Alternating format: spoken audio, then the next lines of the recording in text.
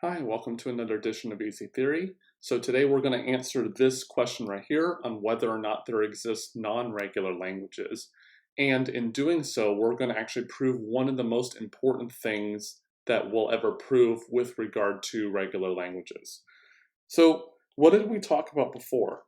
Well, before we had some hypothetical DFA, and we had some setup like this, where we had some input string that takes us to some state right here, and we suppose that we had some kind of loop, and then we eventually went to the final state. And what we were able to show is that if we have this string that takes us, say, around this loop once, or maybe many times, but at least once, then what we can do is we can find out other strings that are also accepted by this DFA. How? We can just go around this loop as many times as we want. So the main question that we should ask is, that you may not see immediately, but is still important to ask, is this behavior guaranteed? Is it possible that we can guarantee a loop? So can we guarantee a loop? Because if we can't guarantee that, then we can't really say much here. So can we guarantee a loop? And I will attest that you can. You can always guarantee that there's a loop if we assume something about the string. So it's not that we could find a loop in a specific example. Is it, can we always guarantee that there's a loop regardless of what the DFA is, regardless of what the input string is? So the answer here is yes. And of course, we would need to prove it. So here's the important fact of this being a DFA. This is where the fact that it's a DFA comes in, and why I did not use an NFA. Why did I use a DFA here? Well, let's just say that we had an NFA instead, and I'll draw it in red because we don't want this to happen. Well, if it's an NFA here, then what we can have is a bunch of epsilon transitions. And we can't necessarily guarantee that we'll actually hit a loop of any kind. Well, actually we would if the string has certain properties, but we can't actually guarantee anything. Well, if the string has a certain length, maybe, I don't know, not necessarily. But with a DFA, it's a lot easier, because suppose that there are n states in the DFA. Since it's a DFA, this number n is defined. It's a finite integer. It can't be infinite because of the f in the word DFA means finite. So because it has n states here, if I have a string that's super, super, super long, then eventually it must repeat a state, because the DFA doesn't keep track of what state you saw 20 states ago. It only keeps track of your current state. So if I feed a string of length n, it turns out that you see n plus 1 states. And how can we actually prove this? So if we have a string of length 0, then how many states do we see? Well, we start the machine up and we hit the start state, and that's it. So that means we see one state. Let me actually make this a smaller pen size. What if the length of the input string is 1? Well, if we have an input string of length 1, then we hit the start state, and because it's a DFA, we execute one transition, maybe a self loop, maybe not, but we execute one transition, so we see 2 states. That's not 2 different states, that's 2 states. A state and then another state, maybe the same one, but 2 states in the computation of the machine. So we see 2 states. And if you notice a pattern here, whatever the length of the string is that we got, we see one more than that number. So if we continue this, and you can prove this by induction, if the length of the string is n, then we see n plus 1 states. So because of that, note that there are n states only in the entire machine, and the computation of the string took n plus 1 states. Well, let's just suppose the absolute worst possible thing happened. Well, not the absolute worst, but a bad thing happens in that the string sees every single state in the entire machine, which is possible. Well, because we see n plus 1 states, therefore, we must see at least one state twice. And this may seem a little familiar. That's called the pigeonhole principle. So by the pigeonhole principle,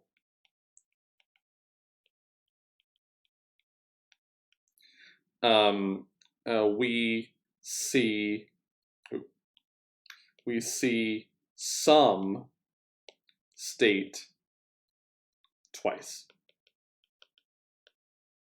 Okay, we could, it may be possible to see many repetitions at some point, but there's an example of a state that exists where we see it twice, at least.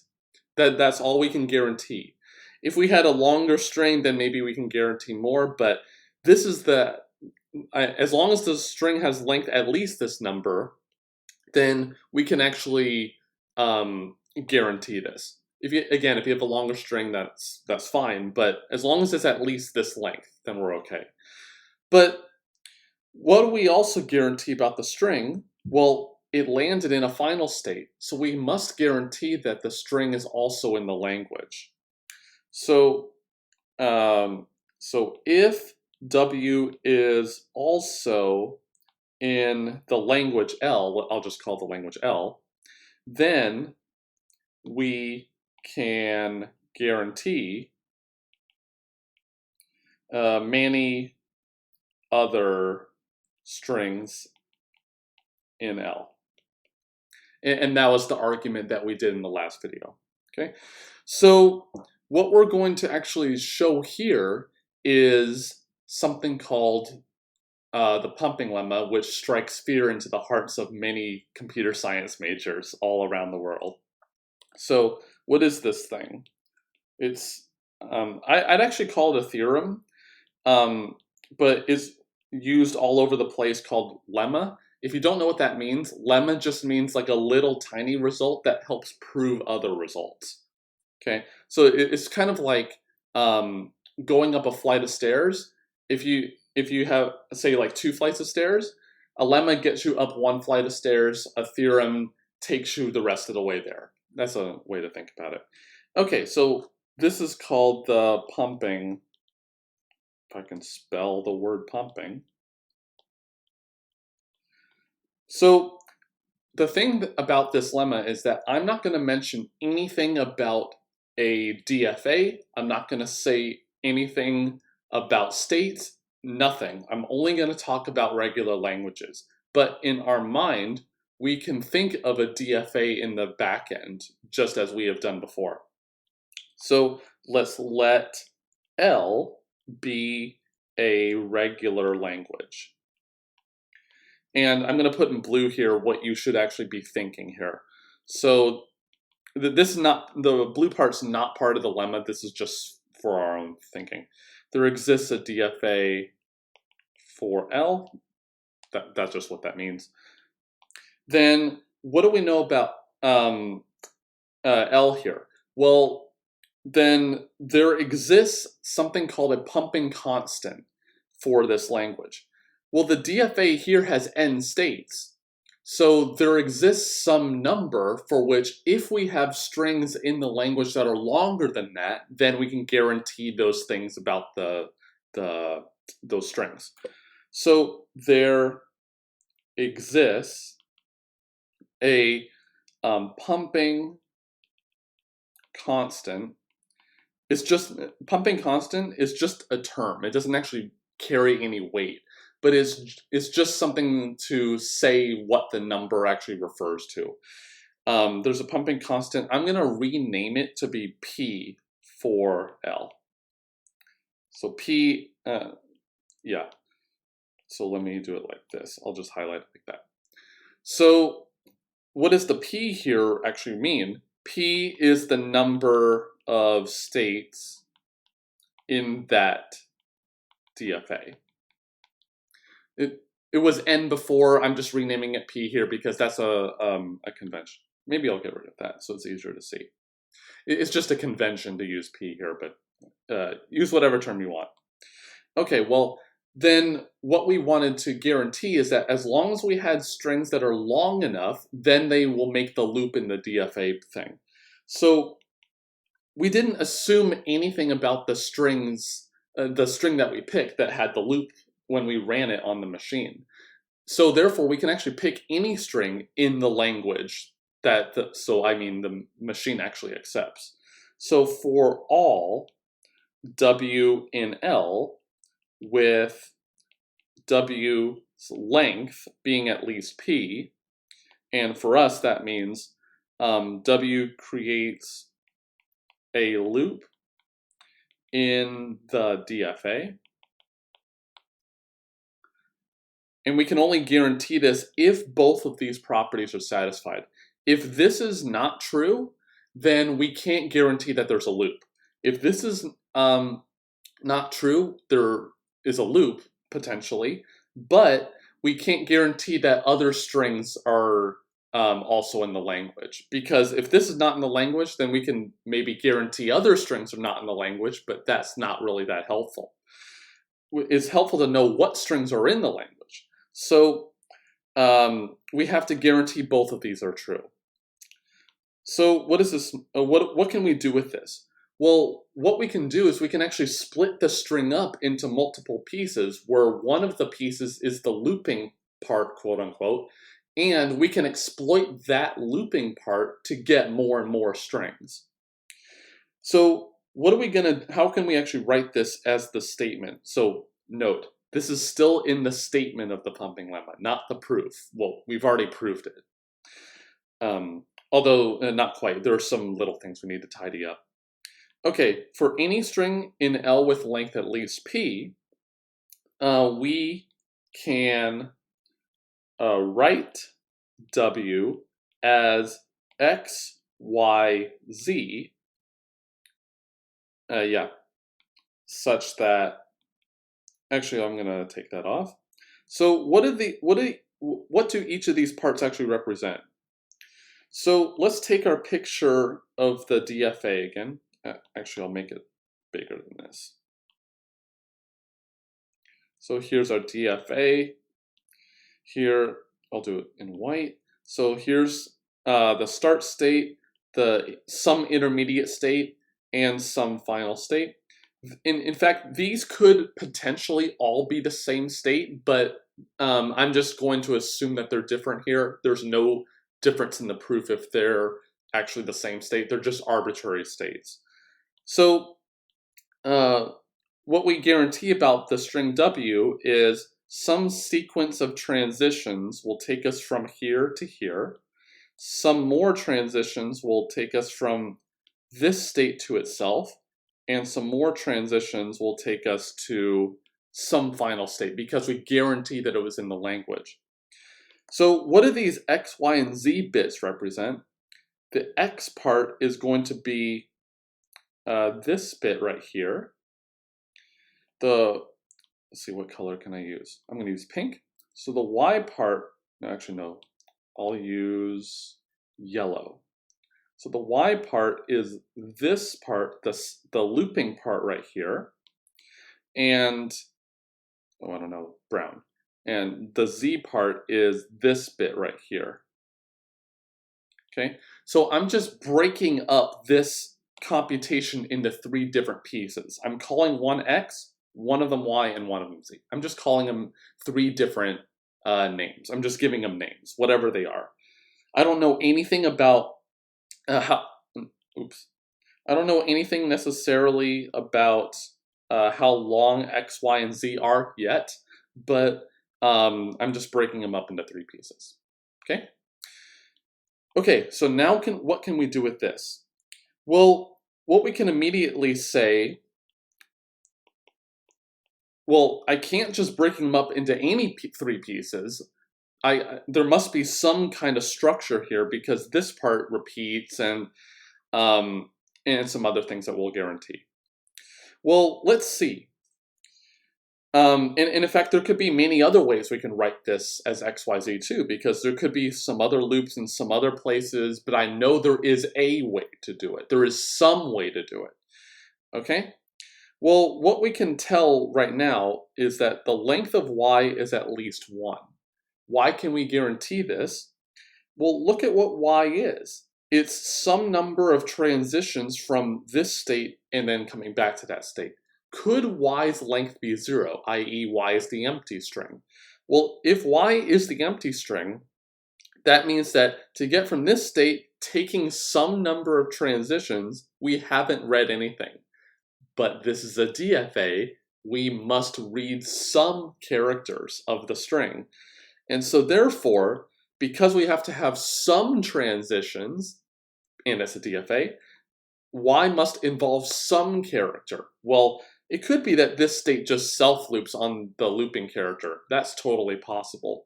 But it must be at least 1 for sure. Another thing we can guarantee is that the length of xy, so the first two pieces, has length at most p. And why can we guarantee this? So these are the first two pieces of the string w, the input w. Why can we guarantee this? Well, as I said, this looping part, which is what the y part is, could be anywhere. It could be anywhere in the entire string. And the string w can have any length at all. It could be p to the Google power. It could be a very large number. But I know that within the first p characters, there must be a repetition because of the same idea. If we take a string of length exactly p and say that look at the first p characters of the whole string, then I know that the repetition occurs within those p characters. So we know that the y part is the repeating part. So within the first p characters, there's some repetition. Well, I don't know necessarily. So I know that the y part occurs fully within the first p characters. Again, I don't know where exactly, but I know it's within the first p characters. Well, the x part comes before the y part, before it. So that means that the y part ends before p characters somewhere. And so therefore the x part comes along for the ride earlier on in the entire part. So this is just purely considering the first repetition. There is a way to modify it where I can consider any repetition anywhere, but it turns out that this makes the proofs that we'll do later on a lot easier. So one thing that I should mention because of that, this result right here is not necessary. The y part being at least 1, that is necessary. You have to have that. But this one you don't actually need. It turns out to make things way easier. Okay, well then what about this? Well, what we talked about last time, we can take this looping part as many times as we want. So that means that if we look at the particular string x, y to the I, z, and what in the world does this mean? So the y to the I part means we have y, y, y, y, and this is I times. Okay, so the y to the I is just shorthand for y I times. What we can tell is that this is in L for all I at least 0. How can we be sure? We'll just take a look at this loop right here. If we read x from the start state, we end up here. If we take the y part some number of times, we're going to go around this loop some number of times, we end up here. And read the z part from here, we end up at the same state we would have if we read W, which was in the language. So therefore, this is in the language too. Okay? And a lot of students ask, well, what if it was exactly equal to 0? Well, since y's length is at least 1, can't you choose I to not be 0? You can't choose I to be 0? It turns out you can. Y's length is not empty, is not 0. But I can choose it 0 times. It's basically like if I have a backpack full of stuff, I can choose not to take the backpack, but there's still stuff in the backpack. Same idea here. Although that wasn't the best analogy, but yeah. So Y has some characters in it. I don't know how many, but I can choose it 0 or more times. And in terms of the DFA picture, that just means not going around the loop at all. So that just means reading the X part, then the Z part. Okay? So how can we actually prove this? We've already done proving it. How do we know? Well, how can we prove this? Well, it's basically all these blue comments that we have here. There's a DFA. Look at the number of states. Pick a string of length at least a number of states. There must be a repetition. I know that a repetition must occur within the first P characters. The Y part must be non-empty because there's a looping part. And if we go around this part, the Y part, any number of times, and then read Z after it, we end up in the same state we would have, which was a final state because it was accepted before. Okay, so that is a proof, a long-winded proof, of the pumping lemma for regular languages. One thing I should keep in mind, that you should keep in mind. Well, some people say, well, can I prove a language to be regular using the pumping lemma? Like, I want to show that this language is regular. Can I use the pumping lemma for it? No, you can't. Why can't you? Because in order to use the lemma at all, you have to assume that the language is regular to start with. So then it ends up being a circular argument. I want to prove this language is regular, and so therefore I want to use the pumping lemma, but I have to know that the language is regular to start with. Okay, so the pumping lemma, in some sense, is useless because I have to note that the language is regular to start with. So it can never help us prove that a language is regular, but it can help us prove a language is not regular. Isn't that cool? So what we'll talk about next time is how do you actually use the pumping lemma to prove something is not regular? So I hope that was interesting. Leave a comment down below if you're able to prove this a different way or have other ideas about the pumping lemma. As always, please like and subscribe to the channel. There are many links in the video description if you want to support the channel. As always, I'll see you next time.